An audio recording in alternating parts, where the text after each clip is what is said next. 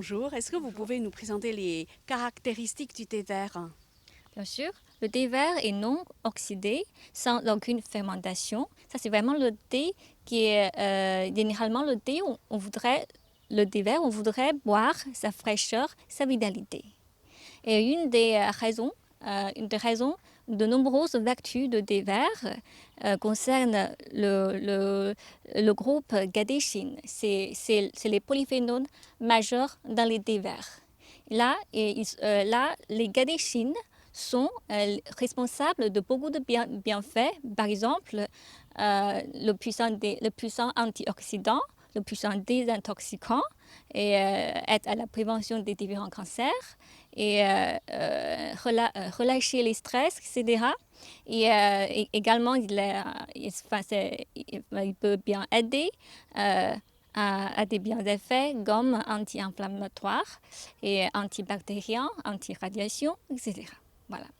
Et l'autre substance majeure dans le thé vert, c'est le théanine, qui est responsable de plusieurs bienfaits, par exemple relâcher le stress et protéger les neurones. Comment le thé vert est-il fabriqué? Généralement, le thé, après la cueillette des feuilles de thé, on va les faire flétrir et puis on va les chauffer à l'aide des poêles ou à la vapeur pour neutraliser les enzymes qui est responsable de l'oxydation. Euh, Après, on dit que ce processus de gomme arrêt vert parce qu'il arrête son processus d'oxydation. Donc, les feuilles ont pu garder sa couleur fraîche, dentre et verte. Le séchage final, on l'appelle généralement la dessiccation. La dessiccation. Et on peut distinguer les différents thés verts par les différents moyens de dessiccation ou et par un moyen de arrêt vert. Nous avons des thés verts Chaoqing. Chaoqing, lu cha, ça veut dire c'est un thé vert torréfié. Nous avons des thés verts Hongqing, c'est-à-dire c'est un thé séché au four. Également, nous avons les thés Shaiqing, thé vert Shaiqing, c'est-à-dire c'est un thé séché au soleil. Donc, en plus de thé arrêt vert à la vapeur, nous avons généralement 4 catégories de thé vert. Les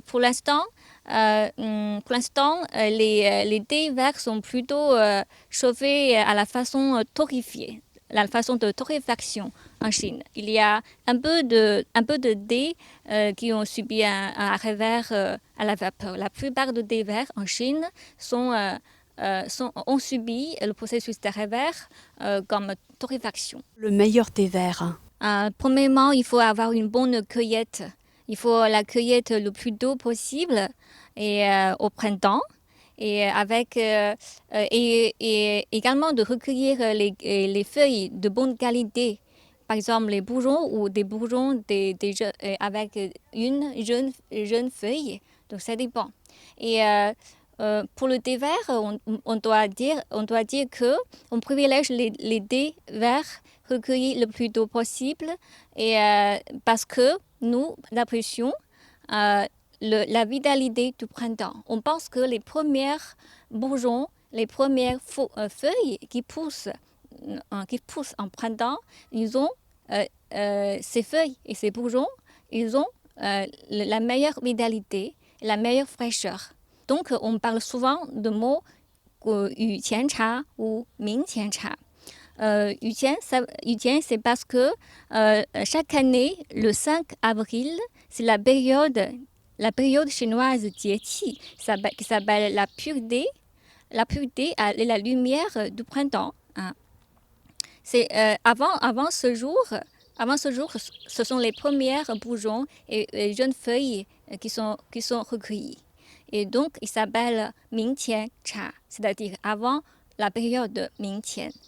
Et après la prochaine Jieqi, la prochaine période solaire traditionnelle chinoise, ça serait Gu Yu. C'est traduit par la pluie à grains. Hein, la pluie à grains.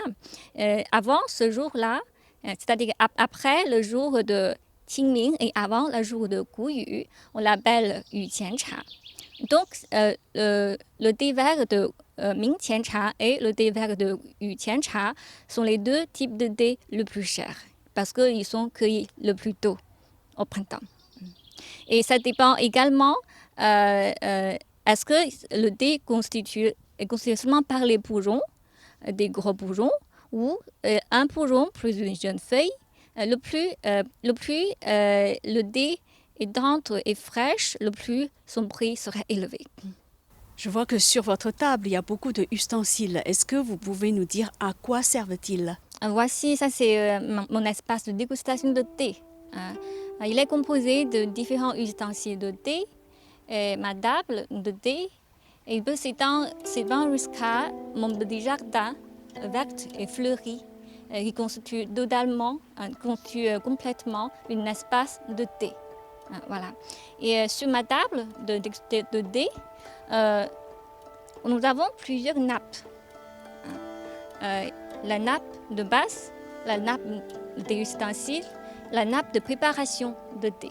C'est les différents espaces de thé. Également, ça, c'est ma théière qui s'appelle Gaiwan. Il est composé de 3 parties. Le couvercle qui signifie le ciel. À l'intérieur, la préparation, c'est l'homme. Et en bas, c'est la soucoupe qui signifie la terre. Et ça, c'est mon carafe de partage pour partager le thé avec mes dégustateurs de thé. Ça, c'est mon passoire de thé, le passoire, le support de passoire. Et ça, ce petit jade, ça, c'est mon support de couvercle que je peux faire comme ça. Et voici ma boîte à thé, mon présentoir de thé. Et ça, c'est mon aiguille de thé pour débouchonner les théières. Et cette extrémité, ça, c'est la cuillère qui pourrait prendre le thé. Ce papillon-là, c'est mon support de mon aiguille de thé. Ça, c'est le récipient pour prendre de l'eau usée ou de l'eau qu'on ne voudrait pas utiliser. Voilà. Ceci est ma tasse personnelle. C'est une tasse en jade blanc. Ça, c'est la théière pour préparer le thé. Ça, c'est la tasse pour déguster le thé. Ça, c'est ma serviette de thé. On peut voir ici, c'est un encensoir qui sert à parfumer mon espace de thé. Et ça, c'est la vase qu'on introduit un peu l'art des fleurs. Ça, c'est les tasses des dégustateurs. C'est des amis, des intervenants, des différents dégustateurs. Ça, c'est un petit objet pour montrer le goût de l'hôte de thé. Et moi, j'ai un petit objet. C'est des objets qui accompagnent la table de thé. Ça, c'est un petit objet de cheval. Et j'ai également un autre objet d'un petit poisson. Et j'ai pris les différentes fleurs dans mon jardin et pour décorer ma table de thé. Ici, nous avons beaucoup plus de théières. Les théières sont très importantes. C'est le cœur de notre préparation de thé. Nous avons une théière de Gaiwan en verre, totalement transparente. C'est une autre théière en porcelaine. Celui-ci, c'est une théière en terre cuite de Yixing. La terre cuite de Yixing, il peut varier de différentes couleurs. Mais ici, ce n'est pas la terre cuite de Yixing. Ici, c'est une théière en porcelaine. Nous avons les différentes carafes de partage. Ce petit carafe de partage, il peut seulement servir de partager le thé. Si nous avons une grande carafe de partage, ça peut servir comme un verre. Donc voilà, ce sont les différentes théières. Maintenant, est-ce que vous pouvez nous dire comment déguster le thé? Ah, ok. Ça, c'est pas très compliqué, mais je vous invite à apprécier le thé et déguster ensemble le thé.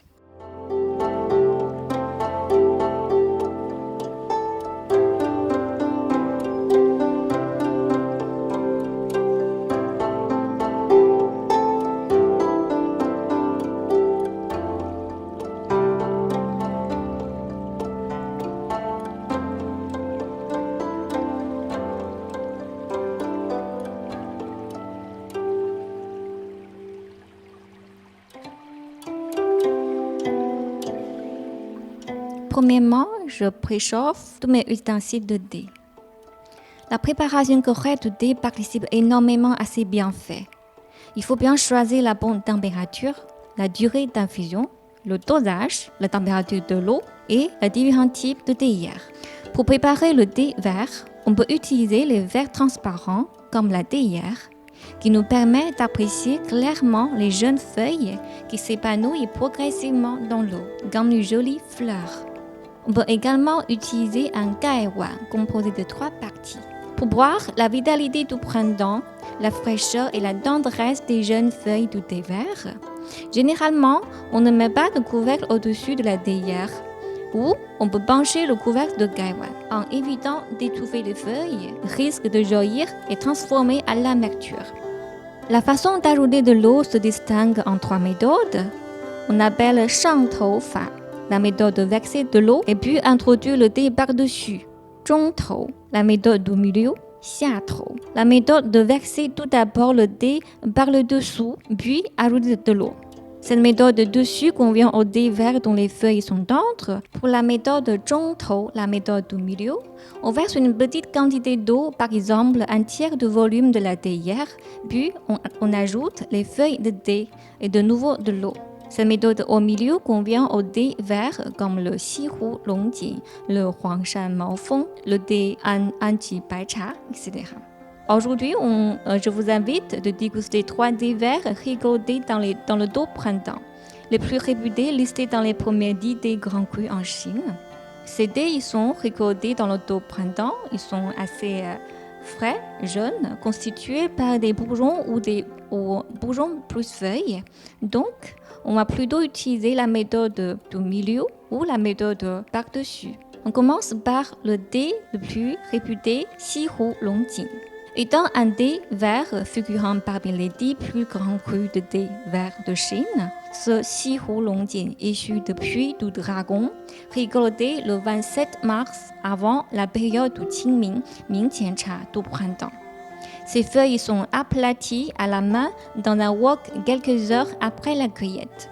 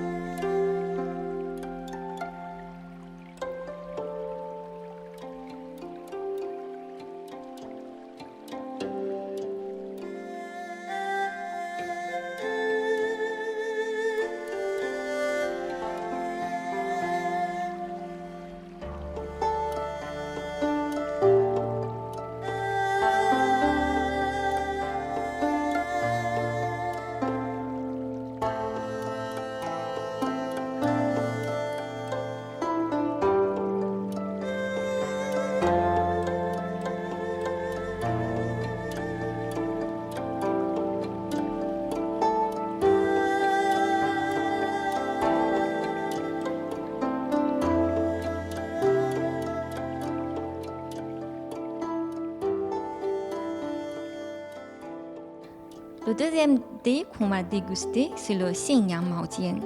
Classé sur la liste des 10 meilleurs thés de Chine, établi en 1959, ce thé provient de la province Henan, la zone productrice la plus au nord de la Chine. Le thé qu'on déguste aujourd'hui est récolté le 30 mars cette année du printemps et composé seulement de jeunes bourgeons très fins. Le Mao signifie duvet, poil et renvoie du duvet blanc fin situé sur les feuilles. Le Jian signifie pointe, droite, étroite et pointue. Les feuilles sont de couleur verte et émeraude. Et la marque Wenxin a bien collecté le Xinyang Maojian, tout fait à la main. Ce thé est généralement puissant, dominé par des notes végétales et fleuries. Généralement, il demande à ce que les temps d'infusion soient bien maîtrisés pour éviter trop d'amertume. Mais le thé qu'on déguste aujourd'hui est vraiment un thé avant la période Qingming. Il ne serait pas amer.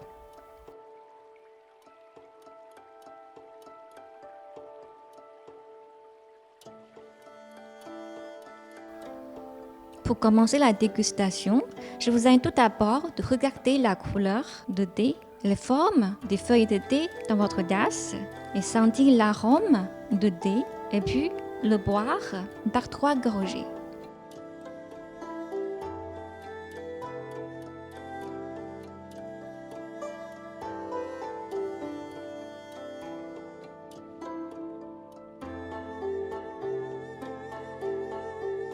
Pourquoi on les boit par 3 gorgées? Parce que le caractère dégustation en chinois pi est composé de 3 bouches. Donc c'est pour ça, généralement, on a l'habitude de boire une tasse de thé par 3 gorgées. Mais si votre tasse est très grande ou votre tasse est très petite, donc ce n'est pas nécessaire de toujours finir par 3 gorgées. Après avoir dégusté le thé, je vous invite également de sentir l'arôme restante dans votre tasse.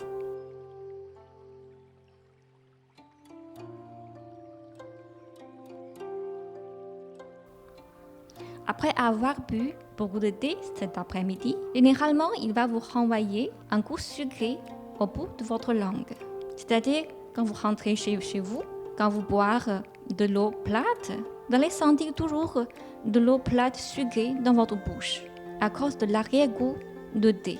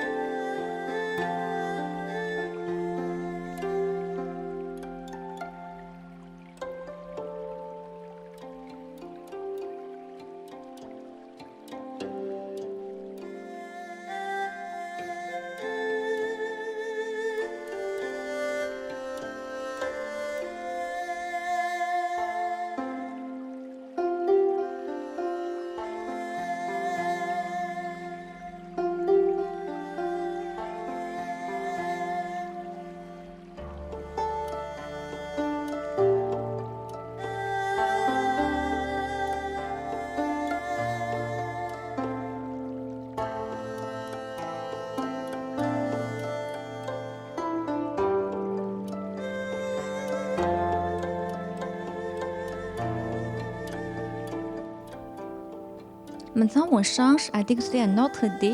En changeant, on doit également nettoyer une fois notre tasse de dégustation, nos ustensiles de thé et également boire une tasse de l'eau plate pour rincer un peu notre bouche pour pouvoir déguster le prochain thé.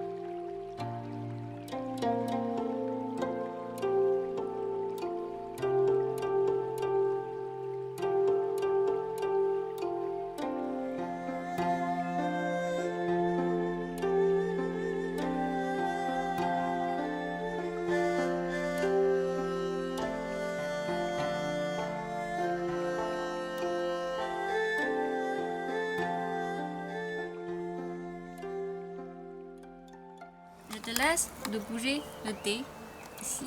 Goûter. Oui, oui, vous pouvez bouger en utilisant ma cuillère de thé. Et vous pouvez voir est-ce que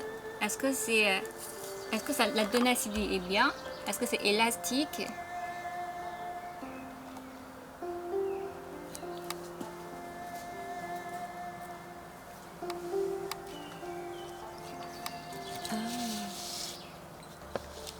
Ça, c'est Huangshan Maofeng. D'accord. Huangshan Maofeng. Oui, Huangshan Maofeng. Ouais. Et là, c'est Xinyang Maojian. Oui. Et là, c'est Longjing. Xihou Longjing. Xihou Longjing. De Shifeng. Alors, au niveau des couleurs. Et voilà. Ça, c'est plus foncé. Ça, c'est des bourgeons. Un Xihou bourgeon, Longjing. une feuille. Un bourgeon, une feuille.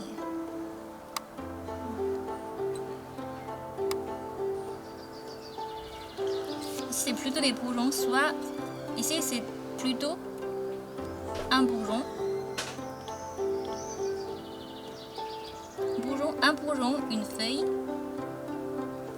un bourgeon, une feuille. Voilà. Et pour Xinyang Maojian, il est plutôt